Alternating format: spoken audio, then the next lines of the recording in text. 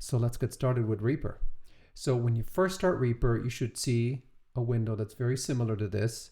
And if it's slightly different, don't worry about it too much, but you should have these kind of three main segments. So you have an area over here. This is where our tracks will go. Then you have an area over here. This is where all our items will go, sound files, etc. And then down here, this is what's called the mixer. And these things can be moved around. So again, don't worry too much about it. You might sometimes accidentally move some things a little bit or make something disappear. Like you could close out this and then the mixer will disappear. And then you say, oh my God, where's my mixer? You could get it back.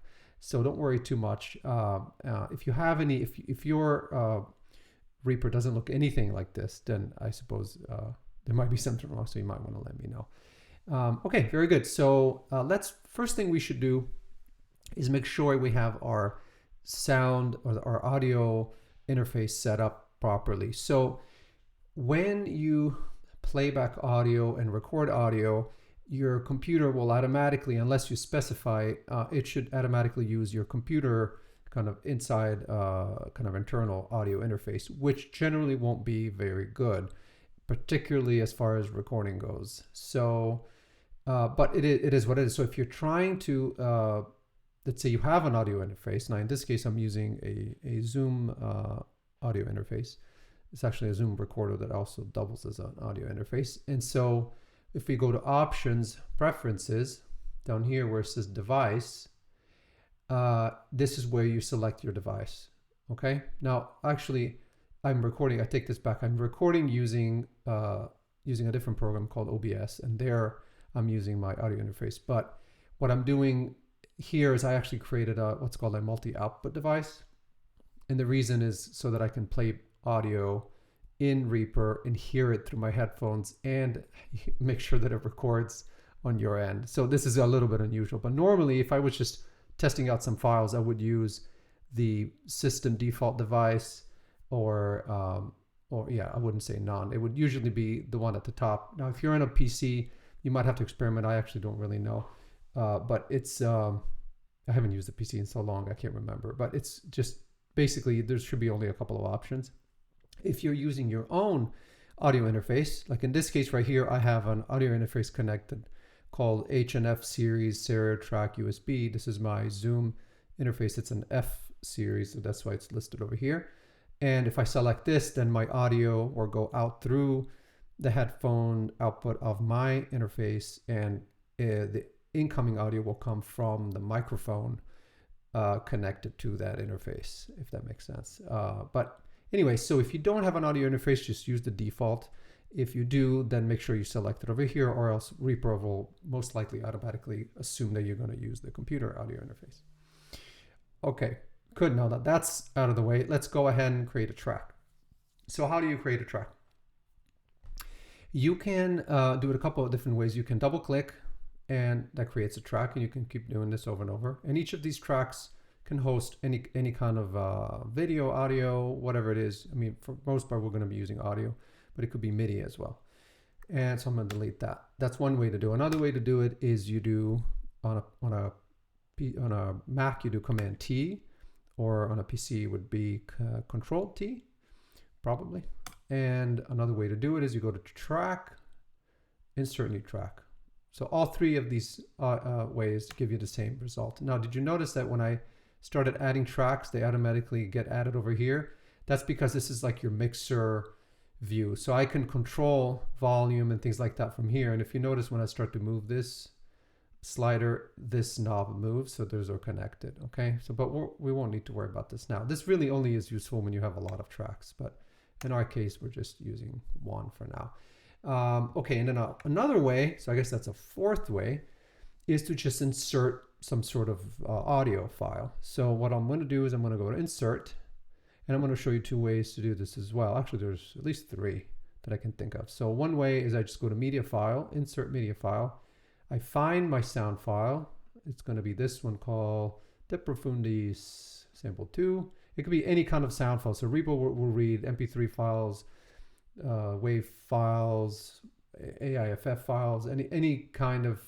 I don't think I've ever had any issues with Reaper not recognizing some kind of sound file. So any of the common formats, it'll run them just fine. And so what it'll look like, what it'll do when you insert a file is it'll automatically create a track. So it'll put it in a track because it has to. You can't just have a floating file, it has to be in a track. And it'll name the track whatever the name of the file is. That's just the default. Now, so it's inserted as an item. So that means that you can actually add additional sound files or wherever. It could be on the same track, they could be on different tracks, but you can imagine these as being kind of a floating boxes that contain audio.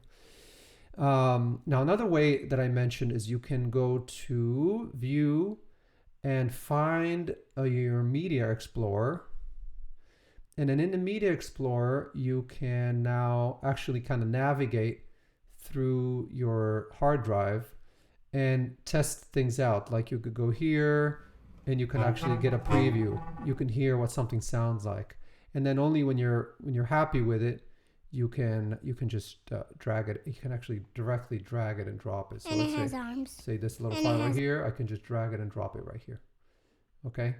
So I just literally did that. I dragged it and dropped it. Now, if I'm not mistaken, and I actually haven't used this in a little while, and it has you should be able to select a little portion and only drag and drop that. Yeah, exactly. So that's pretty neat, that you could do that. So that's kind of nice. Right, so then you can just get rid of it by clicking on this little X over here. Okay, so that's that. So I'm gonna keep this little file over here.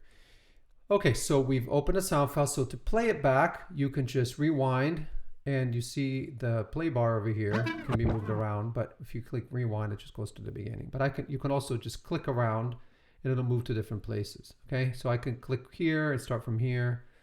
You might notice that unless you've changed something, when you click, it aligns automatically, goes from one bar to the other, but you can't go in the middle, in between. And I'll tell you what that is later.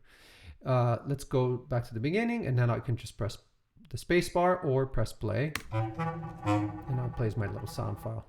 Okay, so it's just a short little excerpt.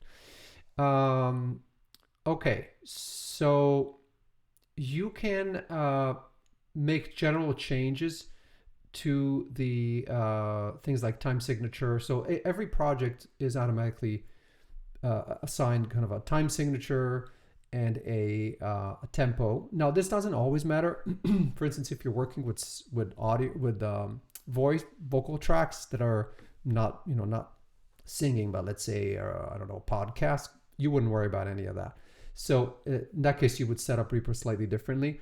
But it kind of assumes that you're going to be working with music, and therefore kind of it assigns a tempo and a time signature. Now this, again, you actually don't have to worry about it necessarily unless you want your music is very much beat oriented.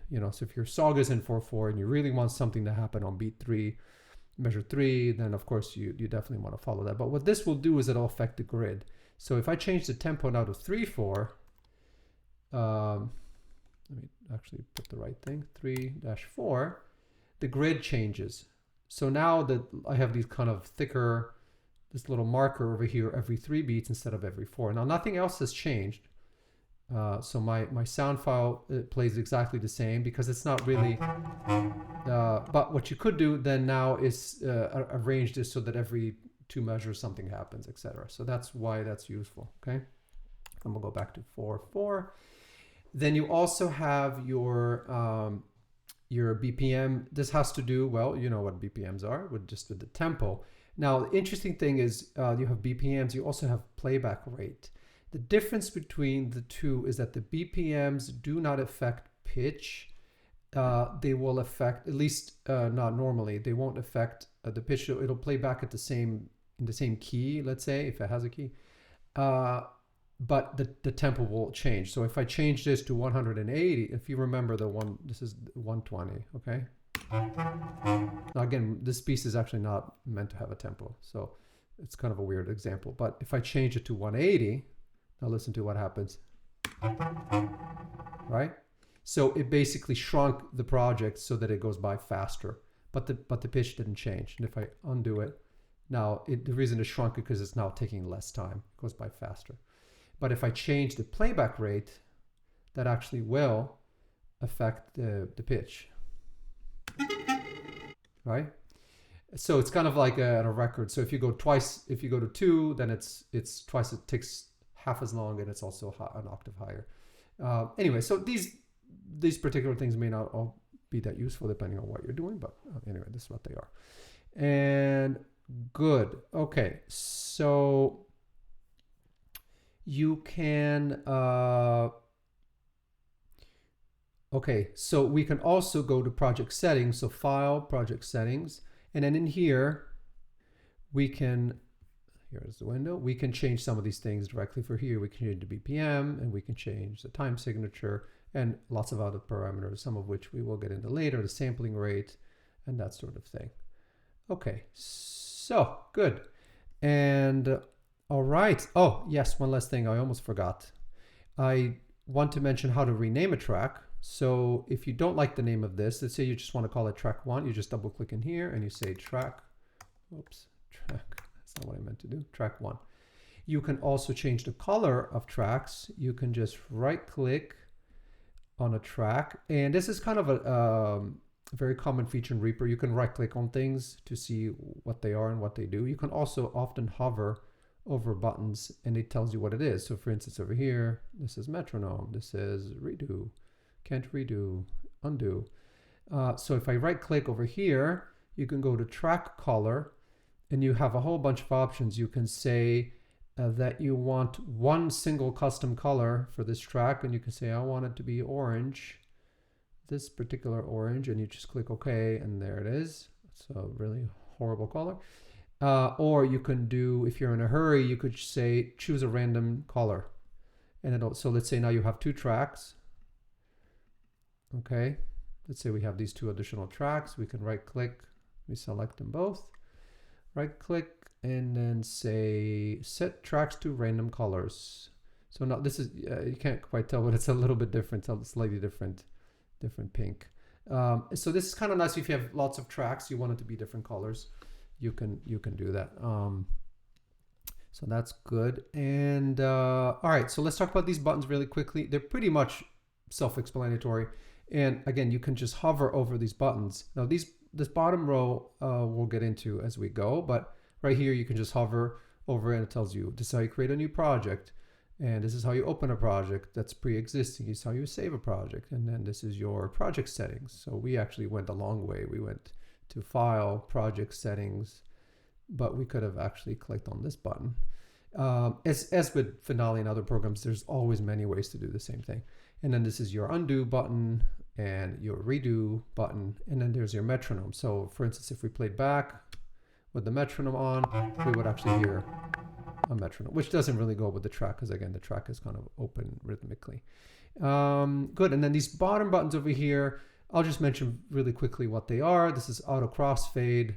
That's kind of a nice feature that the Reaper has that allows you to not hear kind of a clicking sounds between when you splice audio files. Then you have group editing enabled. Again, this will make sense when we see it together. When you have different items and you want to do things, treat them as a group of things, you can enable and disable this. This is extremely important.